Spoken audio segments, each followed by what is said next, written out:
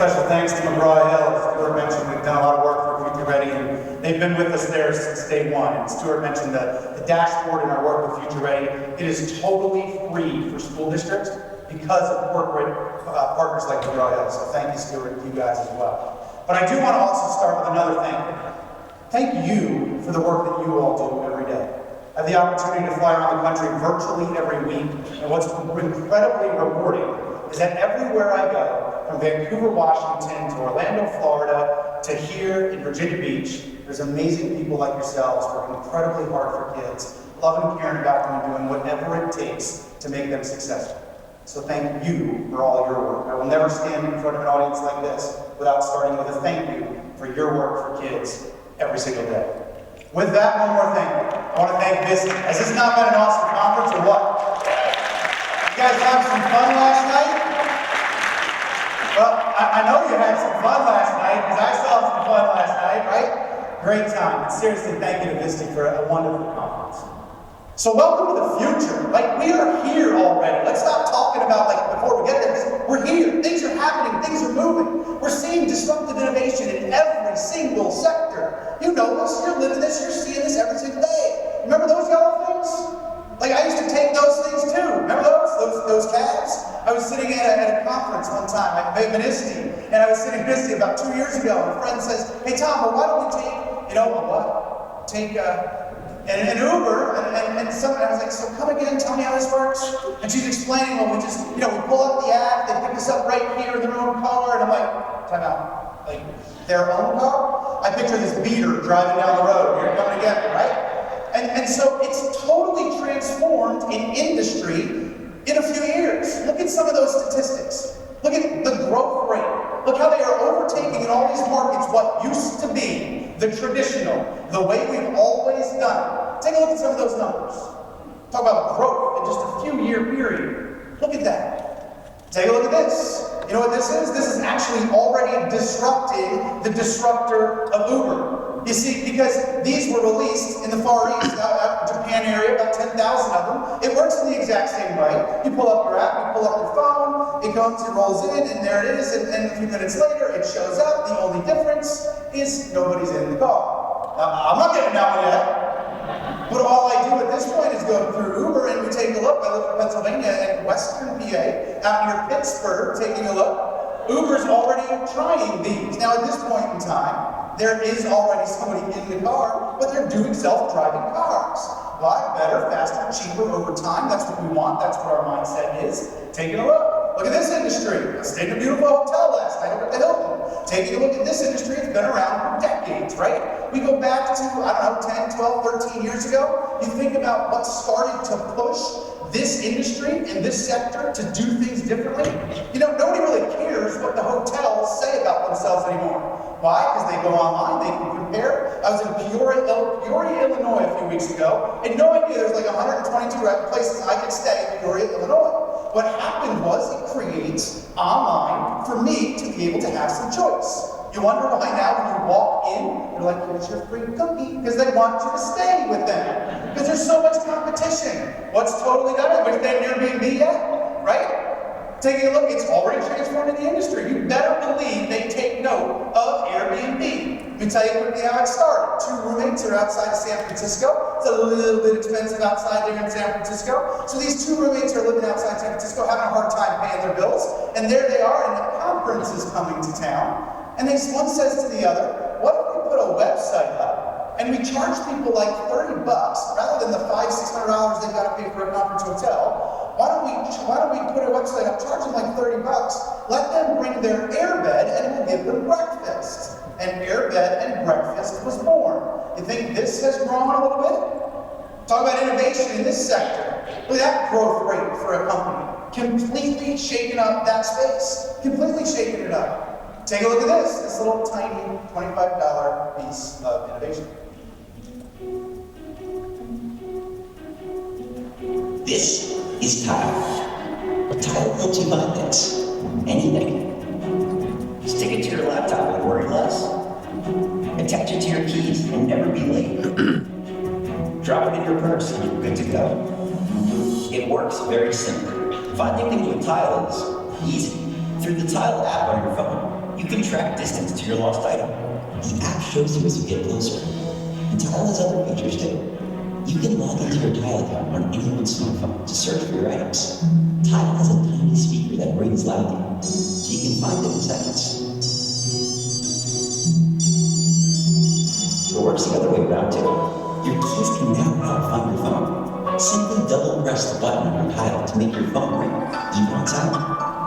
Tile is the simplest way to find your phone, keys, or anything else that matters to you. Tile is affordable, and it's tiny. If your bike goes missing, you can mark it as a lost item. This puts all other Tile apps on the lookout for your Tile. If any Tile user gets within range of your bike, their phone will discreetly and securely communicate with our cloud system, and you'll be sent a notification of your bike's whereabouts. Let Tile find the small things, so you can find the big ones. So you buy Tile, you get to fall in love. Right?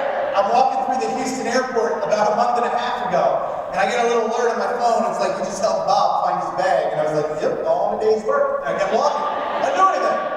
Right? My colleague's like, can you put that on your head? Because sometimes you seem to lose that. So I buy this little thing. I'm like an in-tech little guy. I was like, let's try this out. If it doesn't work well, it's $25. Who cares, right? So I try it. I was flying in from the West Coast, and I was going to speak in Chicago. And so I put it in my bag, and as you can see there, it's a screenshot from my phone. I land in Cincinnati, and I was like, all right, let's see if this thing works. Pull it up on my phone, there it is. I'm looking. My bag is at least on the plane, so I'm sitting on the plane, the bag's underneath. I can tell, sitting in Cincinnati, that at least my bag's made it that far. Now, I roll into Chicago, and I'm like, well, my bag is kind of down the runway, but at least it's here. And I could tell just before I even got off the plane that I wasn't going to be standing up on stage in the sweatshirt and the hat that I had from the night before, because I wanted my luggage to get there. Take a look at this. By the way, these companies are under 10 years old. Take a look at some of these. Under 10 years. Think about the innovation in all these different sectors. Under 10 years. And by the way, they're all worth over $1 billion. Want to talk about fast growth and all of that? But let me get real for you, with you for a minute here. What about us? What about our sector? What about education? What about innovation here? You see, we can point to innovation all around the world, in every other sector. What about us? Here's what I can tell you. Having visited so many schools and worked with hundreds of teams in the past couple of years, we've got amazing innovation going on in education in pockets. How do we scale that up? How do we really blow this up? Taking a look at this, how much has really changed? Let's reflect in the past 100 years in our space. So I Googled classrooms in 1916, I pulled an image. I Googled classrooms in 2016, I pulled an image. I put those side by side, they look, to me, pretty similar. How do kids learn best? What are we doing moving forward? See, I think we're suffering in many places from what I coined the cemetery effect. You see, living in Pennsylvania, I was out near Gettysburg, and I was driving through, and I had these beautiful, cemeteries that are there, where it's not a morbid story. And I pulled up to the side, and I looked, and what I noticed was the small cemetery, each tombstone was equidistant from the other. They're all facing in one direction. They had a perimeter around it, and what I noticed was, and I don't know why it hit me, that if I drew that cemetery on a map, and I drew the very first classroom I created for me on a map, they would have been identical. You don't believe me? Put the tennis balls on the bottom, the smart board up front, the teacher desk up front. Does that not represent many of our nation's classrooms? But we think about it, is that how people learn best? Is that how kids learn best? Took two images in an app and I pushed them together. It's pretty humbling for education, is it not? We think about our sector. We've got to create cultures of innovation in our schools. We absolutely have to.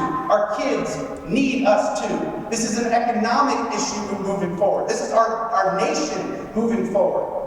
I'm going to share a variety of characteristics of school innovators. What do they look like? What are they doing? What are these characteristics? You see, school innovators, they make learning personal. Take a look at this graph. And a shout out to my friend Scott McLeod for creating this graph. You see, this graph came from the Gallup survey that came out a few months ago, the Gallup Student Engagement Survey from 2015. What they did is they surveyed the end number, you can see it up top, is like 930,000 children nationwide. From California to Virginia, urban, rural, all across the board. Upper elementary through high school. Follow along on the graph, take a look. What it's saying, in 5th grade, about 75%, about 3 out of every 4 kids, identified as being engaged in school. And it goes down in 6th grade, it goes down in 7th grade, it goes down in 8th grade, it goes down in 9th grade, it goes down in 10th grade, it goes down in 11th grade where it bottoms out, and it just creeps up a little bit in 12th grade. I personally attribute that to, like, oh shoot, I've got to graduate. Or, like, senior prom, senior week, I love school, right? But let's get real here for a minute. When we look at the notion that, we look at that data from almost 1 million children nationwide, here's what they're telling us. The longer they're with us, the less engaged they can go. Take a look at these. Some other pieces. Look at the blue line there. At this school, in the last 7 days, taking a look at this one, if I can read that again. Oh, take a look at the blue line there. I learned something interesting in school. Look at the green one. This hits home for me the most. I have fun in school. Less than half of our upper elementary kids nationwide are already saying school is not any fun.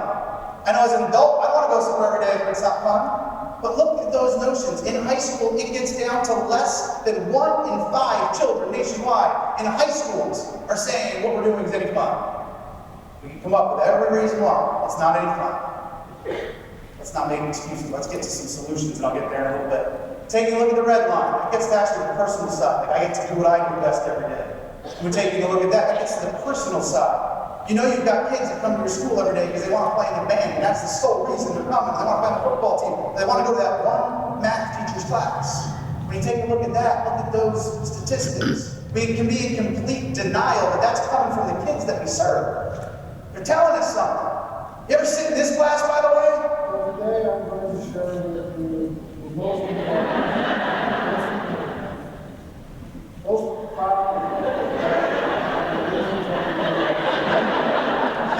Yeah, you did. So did I, right?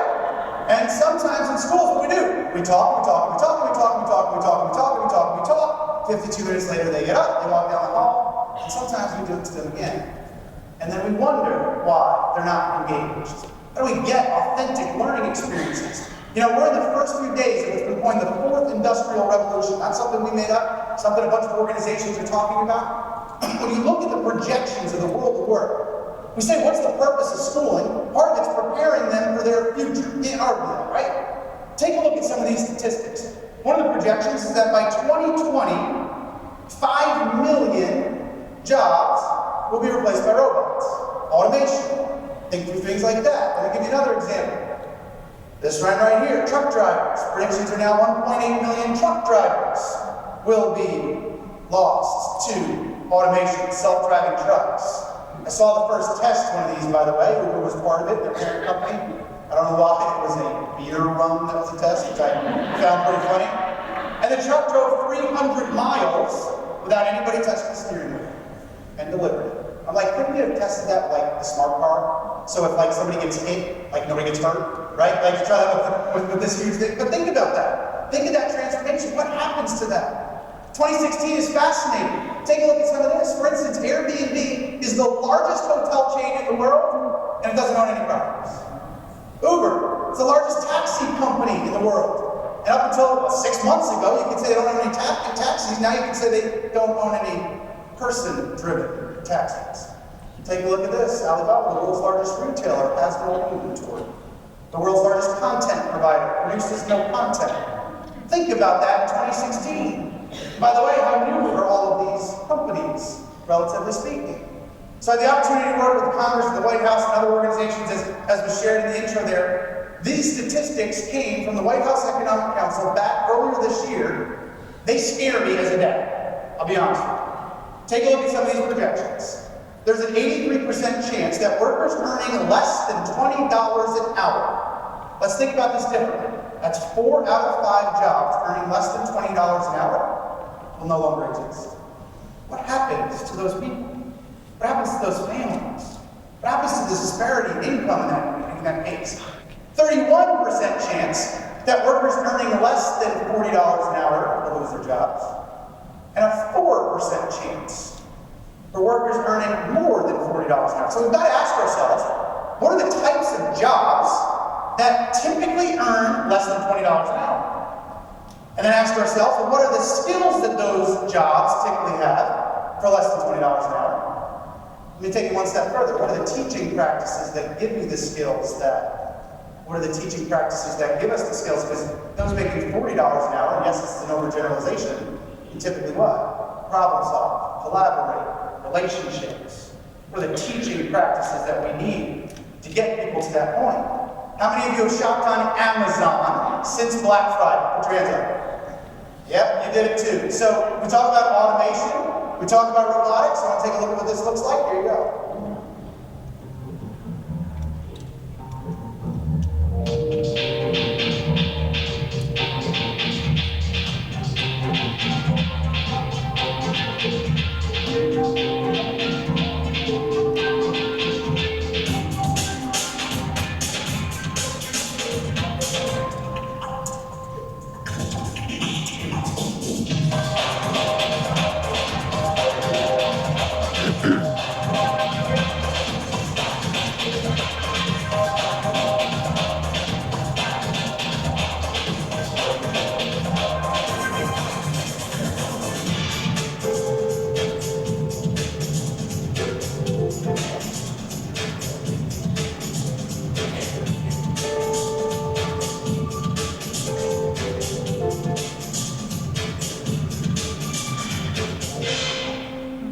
Some of you are like, that's why they keep screwing up my order.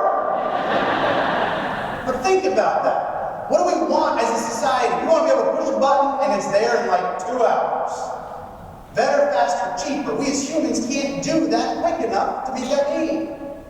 So, what's going to be next? Well, here's something I added yesterday, because this just got released yesterday as a preview to what's coming. Take a look at this. 4 years ago, we started to wonder, what would shopping look like if you could walk into a store, grab what you want, and just go?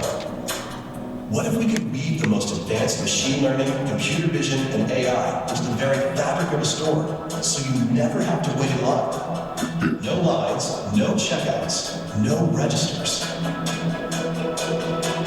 Welcome to Amazon Go. Use the Amazon Go app to enter. Then put away your phone and start shopping. It's really that simple. Take whatever you like. Anything you pick up is automatically added to your virtual cart. If you change your mind about that cupcake, just put it back. Our technology will update your virtual cart automatically. So, how does it work? We used computer vision, deep learning algorithms, and sensor fusion, much like you'd find in self-driving cars. We call it Just Walk Out technology. Once you've got everything you want, you can just go. When you leave, our Just Walk Out technology adds up your virtual cart and charges your Amazon account.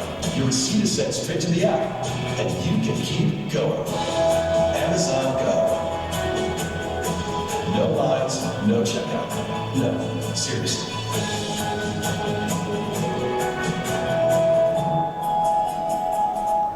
It's not too far away. Now, by the way, this is not the Amazon box sitting on your doorstep when you get home from VSTE. What we often do in our schools, knowing this stuff, I haven't taught you anything that's been brand new, just really curating what's out there. We know that technology in schools is a must. So we buy all the stuff. But often we find ourselves, we're buying all the stuff, we're putting in carts, we're putting in hallways, we're putting in classrooms, and sometimes saying, now what do we do? Now that we have 5,000 Chromebooks, how do we change our curriculum? Now we have 3,000 iPads. All great devices. It's not the device's fault. We ask ourselves, what is it? That was when I was a tech director, that's what my office looked like. We pushed out lots and lots of stuff. We know kids need these skills. So where do we even begin? How do we get to higher order thinking, those higher order things? Taking a look, this is Basic Education 101. What is it? Call it out? Come on, Maslow, this is like a freshman year in college, right? Have you seen the updated version, by the way? It looks like that.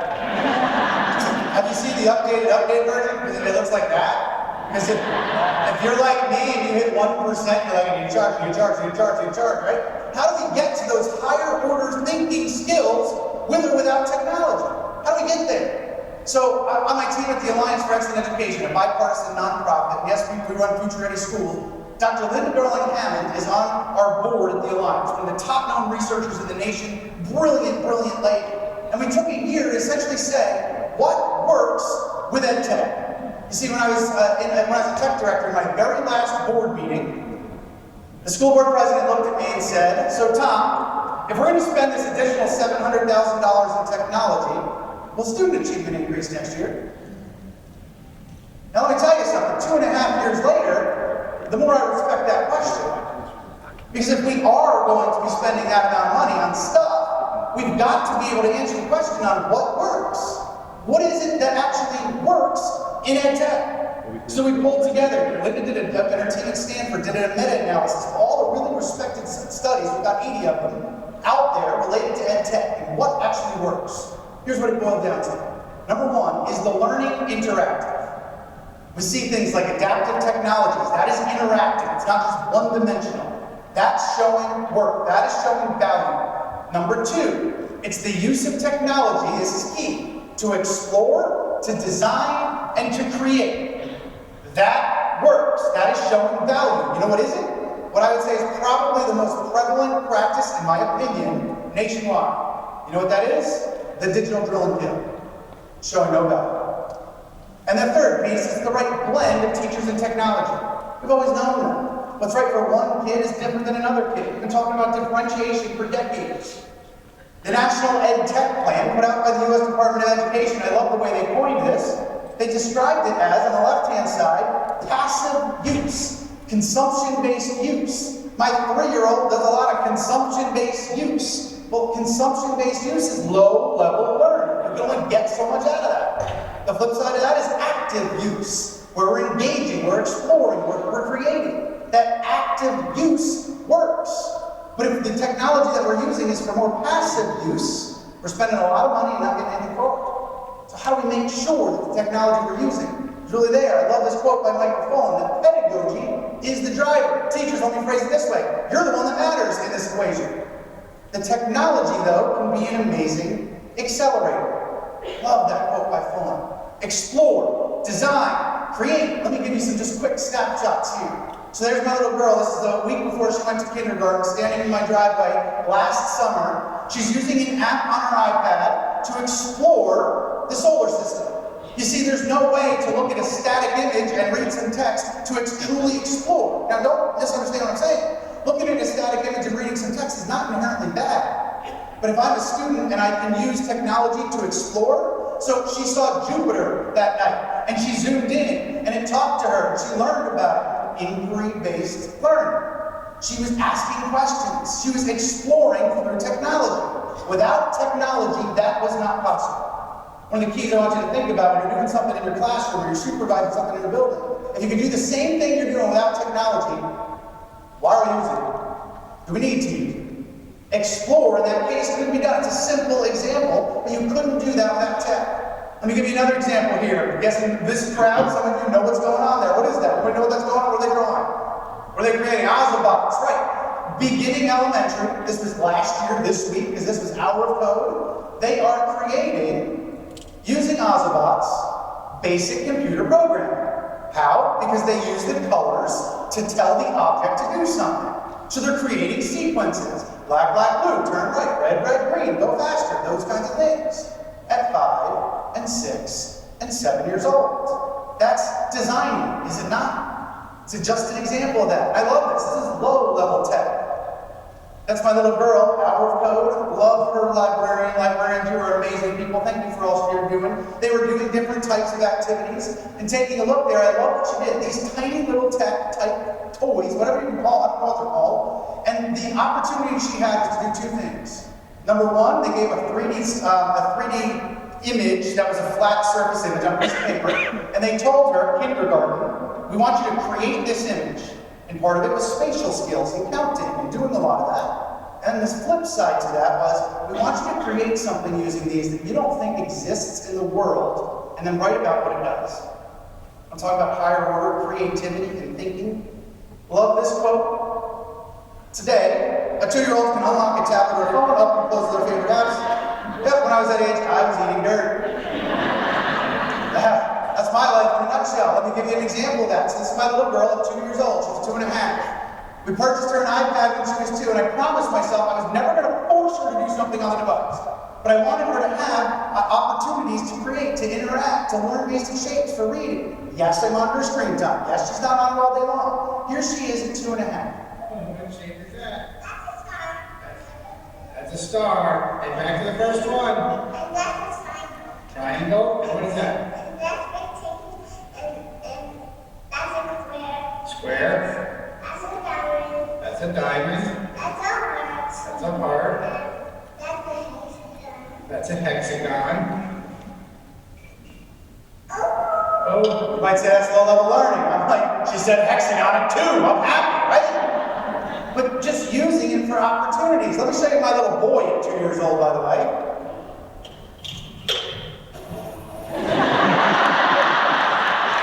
Same DNA, I promise. 3rd grade teachers, when he's in your class, I already know what you're writing in his comments. He's a knucklehead. Total knucklehead. But they're 2 totally different kinds of learners, same DNA. Ready for 2 totally different things. So as we're exploring in our schools and we're creating this stuff, kids are getting turned on to the work that we're doing. Thinking about giving a kid the opportunity to show proficiency in something like Minecraft. You know that kid in your school that if they have that opportunity, now what I'm talking about is just randomly doing it in the spot that it doesn't fit. But in spots where it does fit, they can show it, they can show mastery in that environment. You know you've got that kid that's showing up every day to do that project. And by the way, this is not my daughter's work by any means. Incredible, incredible work. Think of the architecture, the math that goes behind something like that. Or using digital tools to go visit something like the Eiffel Tower. You see, because if I look at it in a book, and again, a book's not inherently bad, don't misunderstand what I'm saying. I look at a flat image and I read about it, I understand it in one way. The time I can go explore it through using a digital tool, my brain functions differently. You ever be able to turn around and see what's on the other side of the picture you always see? To walk around it, to look up it? Sometimes people will say, well, that's not the same as taking them to the Eiffel Tower. And I'll say, when's the last time you ever took your 4th grade kids to the Eiffel Tower? Right? Not just doing it to plug it in, but where it absolutely fits. Or if I'm studying history, to walk around the Vatican or study the Vatican, whatever it might be. So many tools, so many resources that are out there to support you. You see, we have the responsibility to all. In your class, what is it that's going to make final cut this year for these kids? Take a look at this.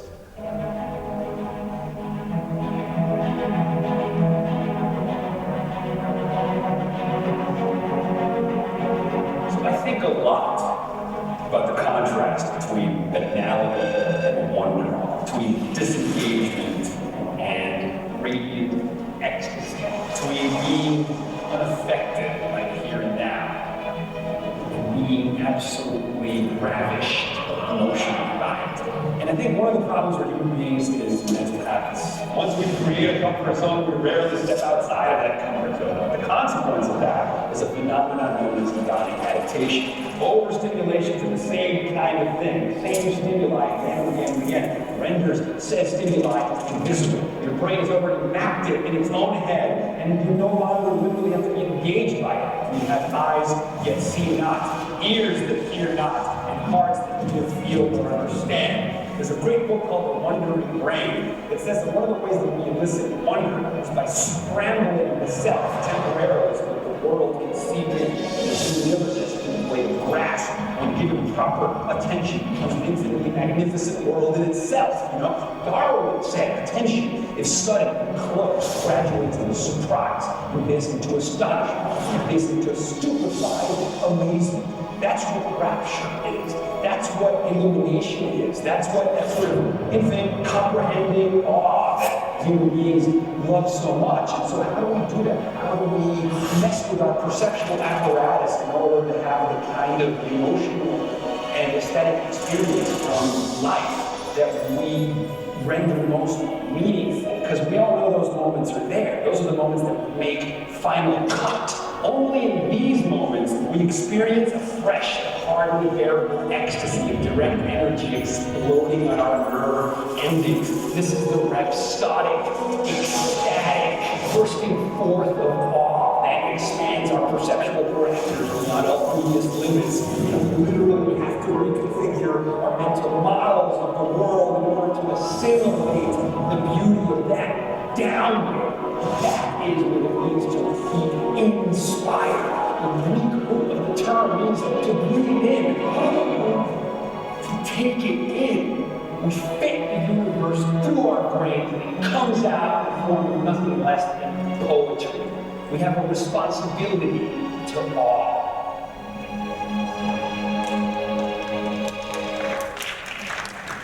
So what is it that makes Final Cut in your classroom this year? You know, some of you in this room will do things in the next week and the next month that your kids will remember 5 years from now, 10 years from now.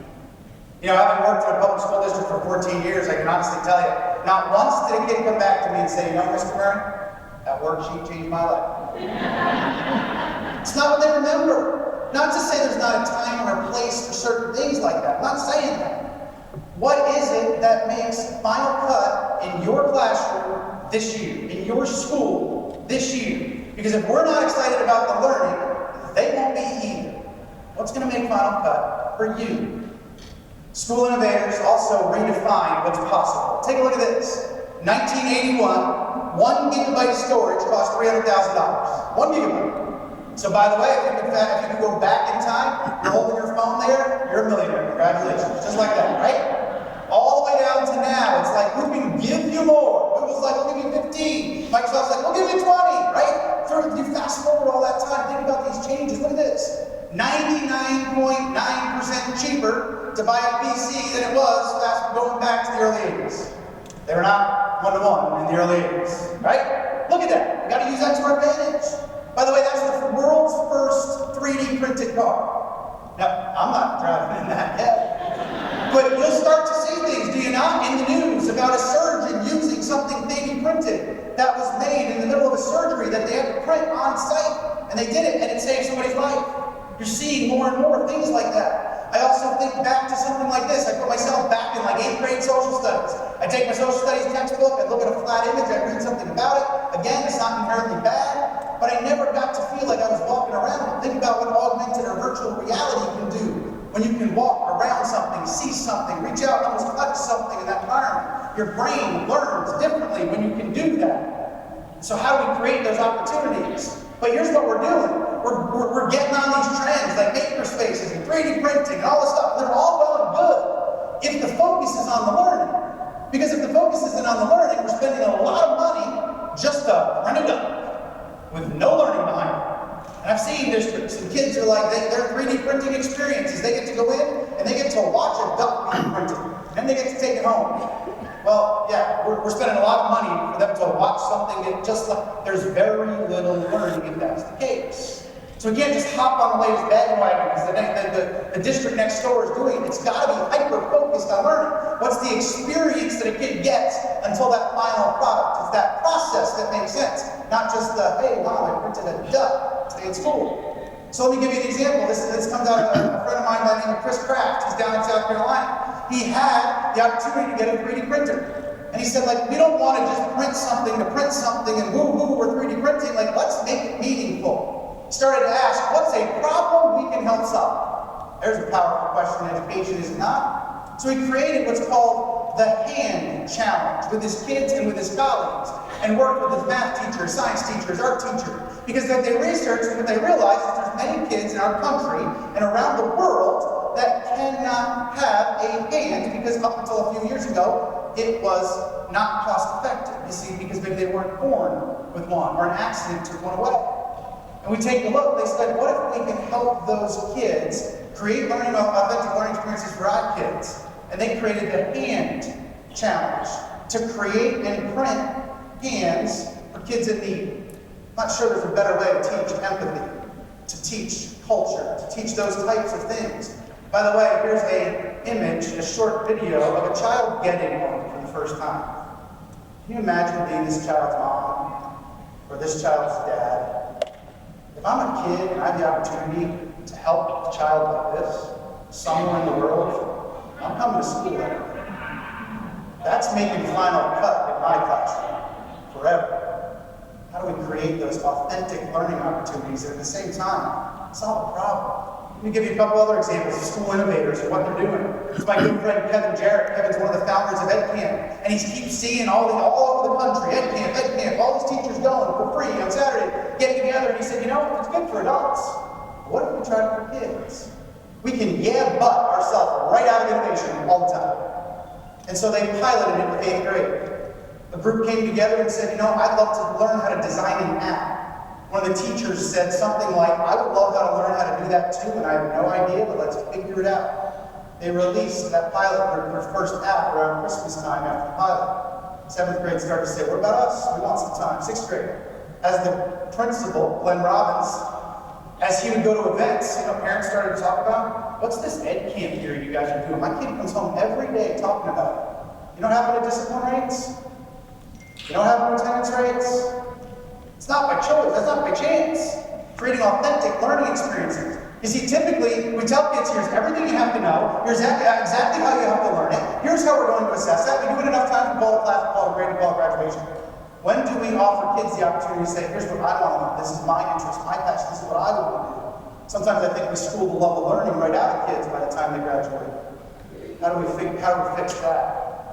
School innovators also engage families and communicate well. In 2016, if we're not making things mobile and extremely accessible, we're falling way behind. Way behind. So let's take a look here. Let's dive into this one a little bit. You see, I think a good way to learn this is through misheard song lyrics. So I'm going to completely ruin 5 songs for you. Some of you have been singing these 5 songs completely wrong for years anyway.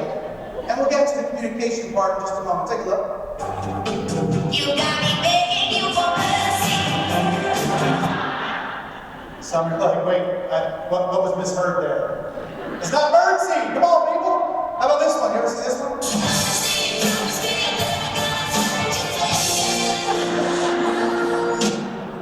How about this?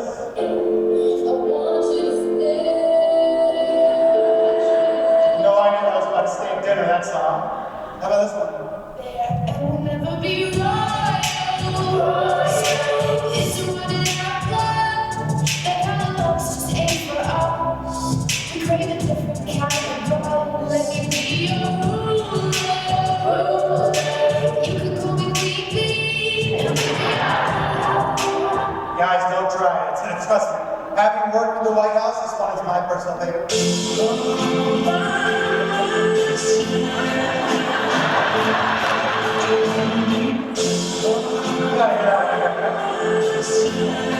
I've completely destroyed those songs for you, I'm sorry. But here's my point, because you've heard those songs for decades. Some of you are still trying to figure out what was wrong, because that's what you've been singing. But here's the point, when we're working with parents, sometimes in our community, sometimes the things that we're saying and the things that they're hearing are 2 totally different things. Remember being an elementary principal, I put something on the website, I sent something home one time. Next week I'm in there saying to my secretary, like, how come they don't get it? How come nobody knows what I'm talking about? How do we remain relevant in 2016 when everything's in the palm of our hands? So I created this image when I was a tech director a few years ago. Now don't misunderstand me here for a moment. In 2016, having a robust website as a school district is your job. Why? Because it's 2016. That's how the world's operated for 20 years. But let's not pretend that our parents are driving home today being like, can't wait to see if they updated one of our pages, can't wait to log on and check. No! It doesn't mean we don't do it. We gotta send parents to it. But we can't be naive to think that they're checking our website every night to see if we've updated something. It's not happening. So how do we remain relevant in real time, meet them where they're at? How do we share out information? Quick example, School Innovator, one of my best friends, a guy named Joe Sampolippo. He runs this tiny little school district in Fall Creek, Wisconsin. 900 kids. You can walk from one side of his district building to the other side in like 5 minutes and say hi to every kid.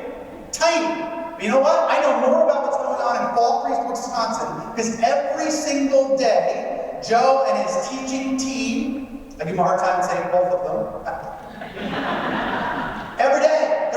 sharing great stuff going on in their classes and using their hashtag, their brand, Go Crickets. You see, every day in every one of your buildings, amazing things happen. Every day. How does your community know? Because if they don't know, we're doing them a disservice. You're doing great stuff. We as educators are typically really pretty humble people, and that's a good thing. But when we're doing great stuff, we've got to share it out by using things such as Twitter, such as Facebook, such as Instagram, those types of tools where our parents are. How are you branding your school? What is your school story? How are you sharing your story? One of the things we don't do well enough in education is share our awesome story. My good friend George Kuros in the Innovator's Mindset, great book, I encourage you to check it out. Love when he says this, that we need to make the positives so loud that the negatives are hard to hear. You see, I pick up a national newspaper basically anywhere in the country and I look up education. And they're not sharing the amazing things that are going on in your classroom. They're not. If we're not telling our story, who's going to do it for us? Tell the story, tell it. School innovators also solve problems. I'm going to recognize this guy. He was a problem solver at Harvard. CNBC used to have a show called Bullseye, hosted by our own Becky Quick. In 2004, long before Facebook was a household name, Mark Zuckerberg was one of Becky's guests. When we first launched, we were hoping for, maybe 400, 500 people. Harvard didn't have a Facebook, so that's the gap that we were trying to fill. And now we're at 100,000 people, so who knows where we're going next. We're hoping to have many more universities by fall, hopefully over 100 or 200.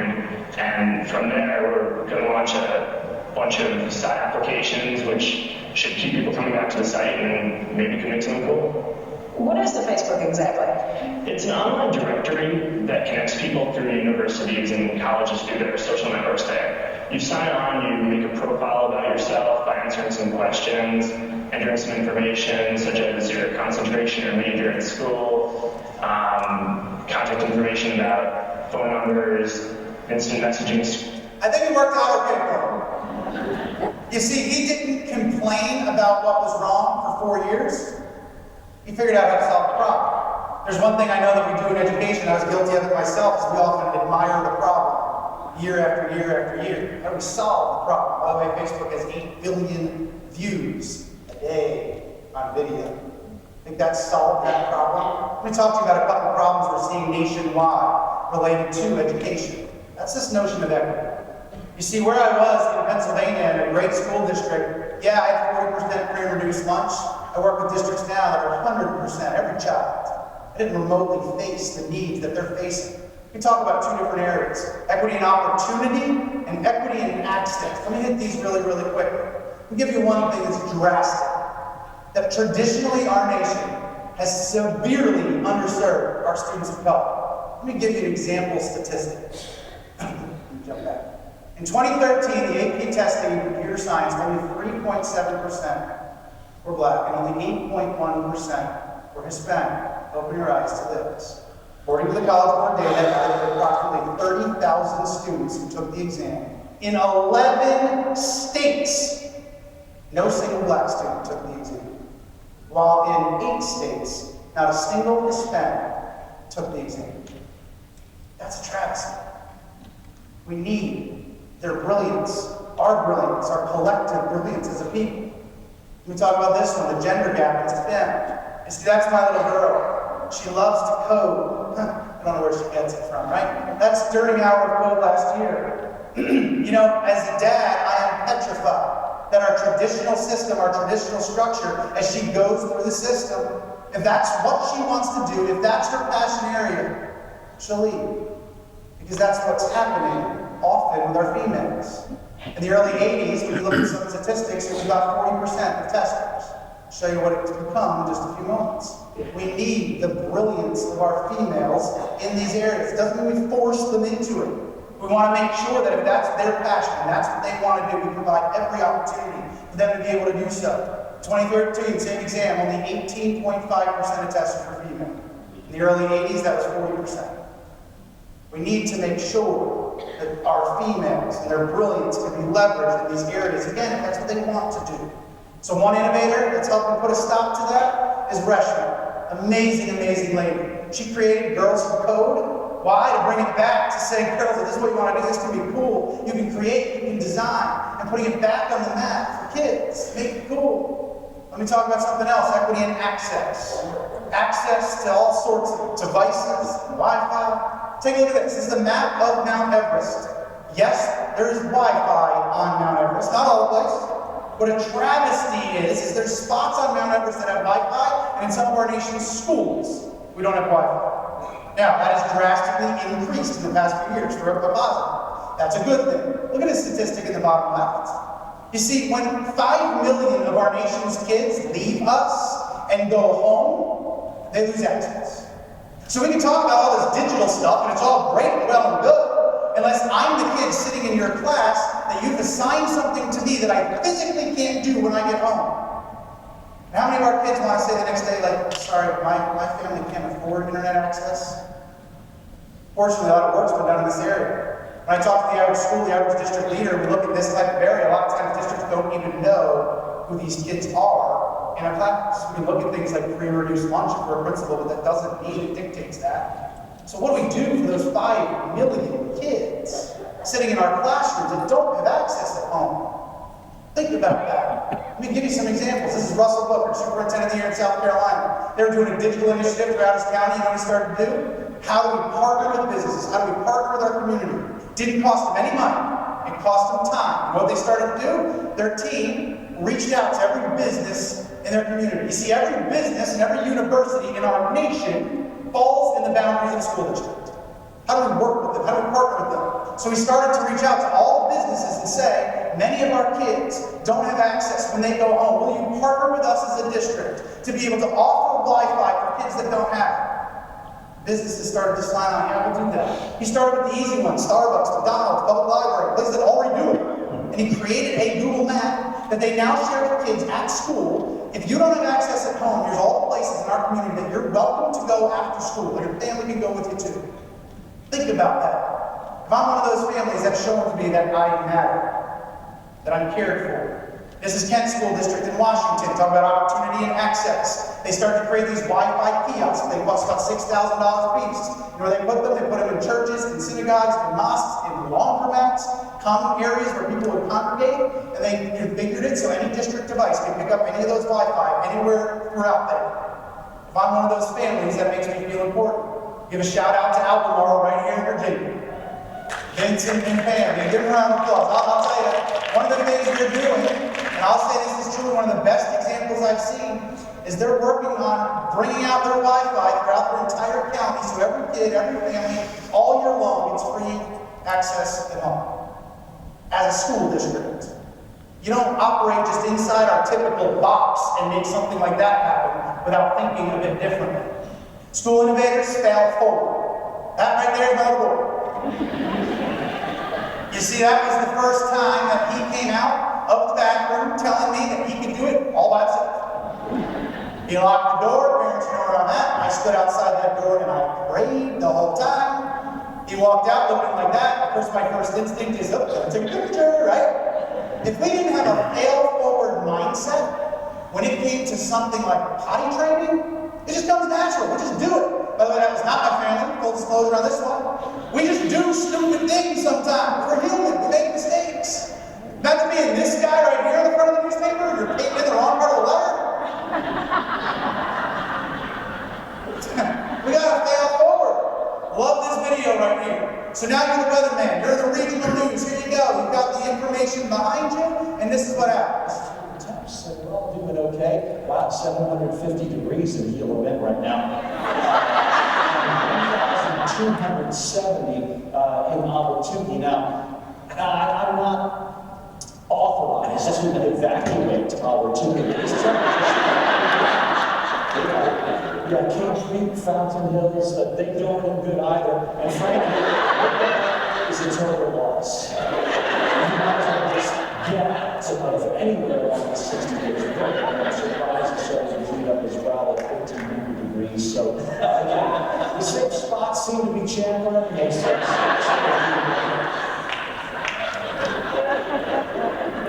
Love this quote by John Maxwell, and it's our attitude more than our aptitude that will determine our altitude. It is mindset. Mindset that makes the difference with all of this. This is officially my favorite video on the internet. Talk about failing forward. I'm going to kind of fast forward part of it because of time, but here, this school innovator is 7 years old. Because our kids can be innovators as well. Listen to him. I'm Archie Clements, and I made a Rube Goldberg machine. A Rube Goldberg machine is a machine that creates a chain reaction, a really complicated one to make to do a simple task. So, my Rube Goldberg is going to start with this stone being knocked down. So he walks through all the steps. You get to see it, the Rube Goldberg machine, and all the things that have to happen. Letting this thing fall almost track. Watch his mindset. Rube Goldberg machines don't always work on the first try. So this is my try. How much successes and how much failures. I think we'll have. This is my hypothesis, and this is the actual. My hypothesis of successes is 2. I think we'll have 10 to 20 failures and 2 successes. And that's my hypothesis. Think of how different his mindset is to we as adults. You know, because I know that for me, if I don't master something sometimes in the second or third try, I often give up. You can't just master something that quickly in our work and the work that we're doing. Watch what happens here.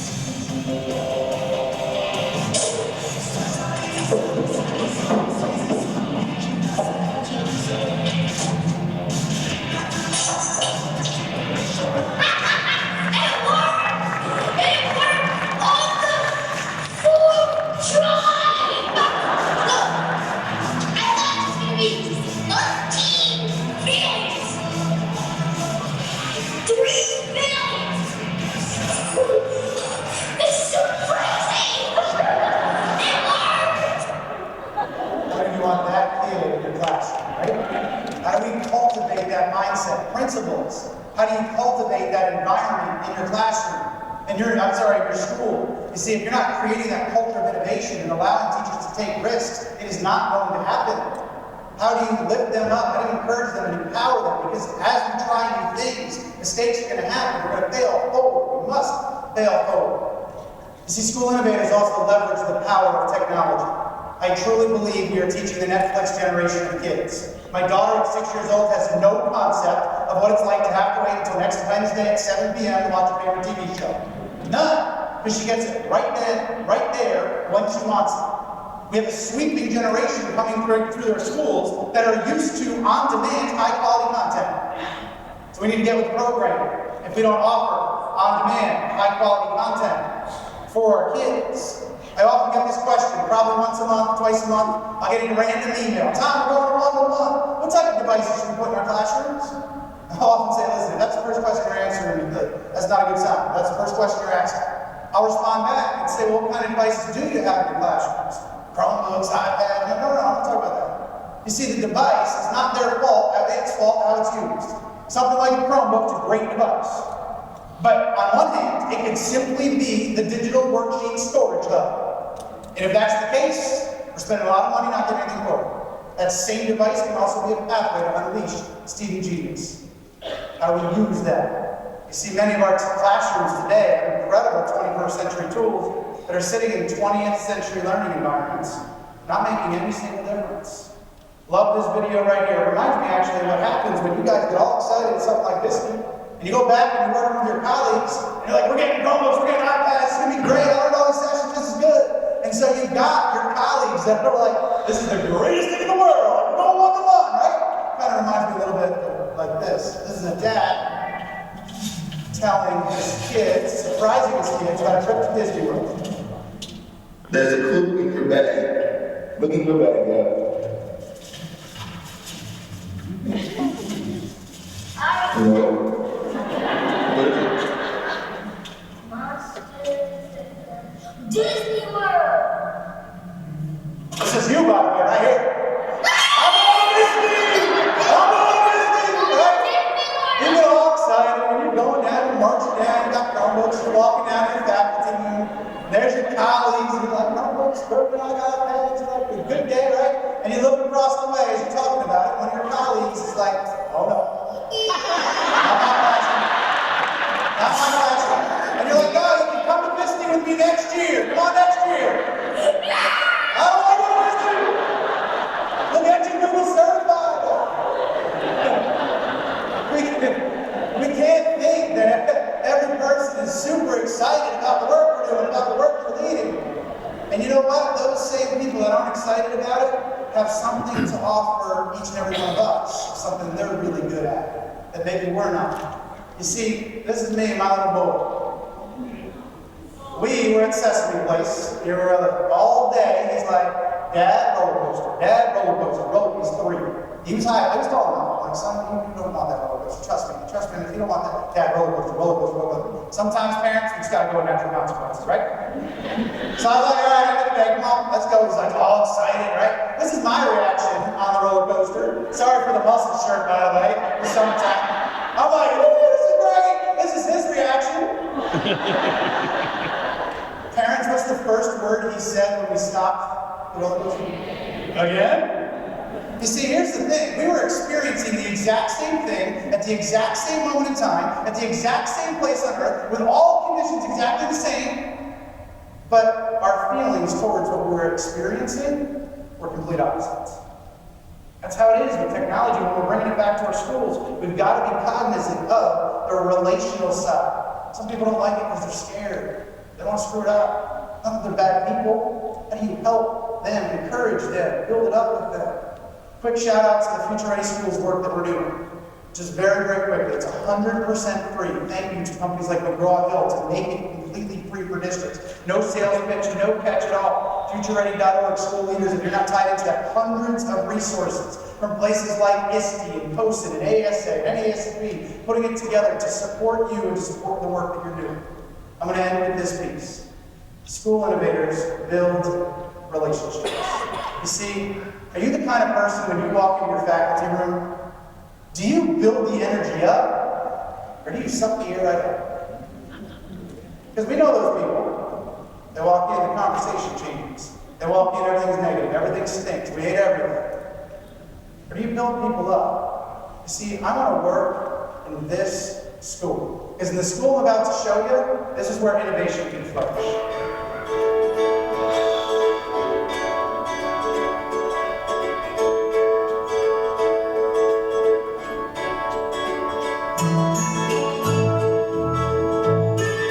Mr. Patton is our custodian who is a hard worker. He takes a lot of pride in our school. I take pride in the floors and bathrooms. It's very important for kids to come to a clean school. He cares about the building, he cares about the teachers, and he cares about the students. They're kind of like his kids. He brings a smile on their face every single day. When I see them smiling, it makes my day. I just like it. Mr. Patton thinks that today we are just doing a profile in the school. We wanted to do something really special to show him how much love we have in our hearts for him. He has no idea that it's all about him. We're gonna have a big party for Mr. Patton. I've known him since kindergarten. He's a gender, he's a friend, he's just the best man ever. Mr. Patton? We need you in the gym. We have a major spill. Can you come quickly, please? Thank you. Oh, shit.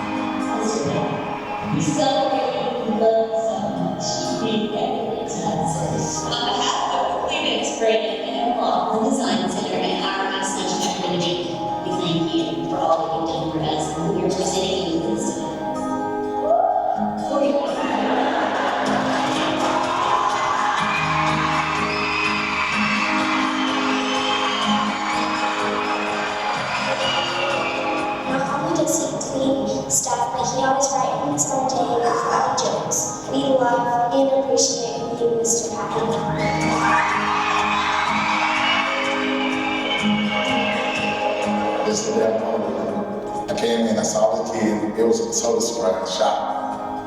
I ran up to the opportunity, and then I got to He was really surprised. I think he cried. It feels good. I can have a good go home knowing that my job really does matter. To share what love is, this was love.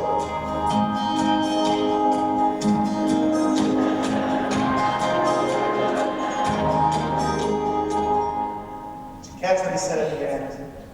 I can go home knowing that my job really does matter. See, our custodian staff, our support staff, our food service staff, they work their tails off in our buildings. Teachers work their tails off day and night. Admin do too. If you think about that, think about the relationships and why we're here. You see, relationships are key to innovation. That fail-forward mindset, that culture of risk-taking is key to innovation. Let me end on my story. This is why I do what I do. About relationships. That's my first class of kids. It's 2001. I thought I had a clue is what I was getting myself into in education. Thought I had a clue. Take a look, that's my first class. It's a challenging group. I learned a lot. I learned more of that first week than I did in all 4 years of college. You see, that right there is my mentor. A guy named Mark Weeder. You see, Mark was never an administrator. He was a teacher for 26 years in our building. He was the kind of the kind of teacher that every single kid, they wanted. How do I know? Because on my very first day of teaching, every kid walked in and was like, well, I wish I had Mr. Weeder this year. You see, Mark was an amazing mentor. Here's why. It was October of my first year teaching. I only been teaching for a few weeks. And I went down to the faculty room and I lost it. For 3 or 4 minutes, I complained about it. This kid, he's not getting it. This family's not responding. I don't know what to do with him anymore. Blah, blah, blah, blah, blah. There was 13 people in there. So unprofessional. After lunch, we walked down the hallway. Mark pulls me in my room, closes the door. He's my mentor. Looks me in the eye and says, Tom, as your mentor, don't you ever do that again. I took a step back. He said, Tom, if you want to get through to this kid, you need to have a relationship with him. Just yelling at him all day is not going to do it. You want to get to know this kid, love this kid, care about this kid like your own. Eat lunch with him as many times as you need to. He'll start to open up to you. And I followed Mark's advice. I started to connect with that kid. I started to learn all sorts of things of why he was acting the way he was. Hard story. You've all been there. You all have those kids that stick with you years later. You see, Mark was the heart and soul of our building. That's the first day of me teaching. Right before the bell rang, somebody took a picture. Glad I got to this point. He looked at me and he said, Tom, if there's one thing I can teach you in our job, as your mentor, this job is 100% about relationships. The moment you start trashing all your relationships, get out. Because our job, we work with people, and we're in the people business. You gotta love and care about kids, and you gotta make it about relationships. And that's the only thing I teach you as your mentor. You'll get it, you'll be successful. You see, Mark was the kind of teacher, when we walked in the room, he built the energy up. People loved to be around him. I swear kids went back to see him every day. You know why? Because relationships were the heart and soul of every single thing Mark did. In our school, he was the guy that was, hey, let's do something fun at the beginning of the faculty meeting. Let's do something fun at the end of the assembly. Let's build the energy up. Let's make it fun for kids to come here. He's that kind of person. You see, we were just before Easter break, and Mark had just purchased a brand new RV. He was all excited to head to Western Maryland and drive south to go visit his son, who was playing tennis.